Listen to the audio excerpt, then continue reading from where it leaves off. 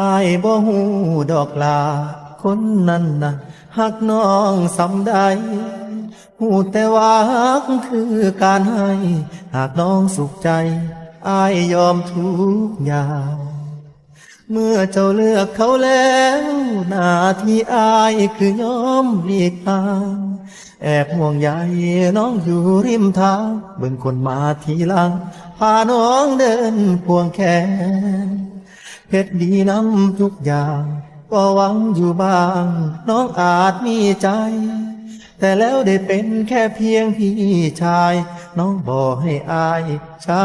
คำว่าแฟนเห็นน้องสุขกับเขาป่านโปกยอดพาวใส่โทนดินแก่นแต่หักเจ้าเกินสิเครียดสิแค้นได้แต่ตอบแทนน้องด้วยคำว่าดีใจน้ำน้อง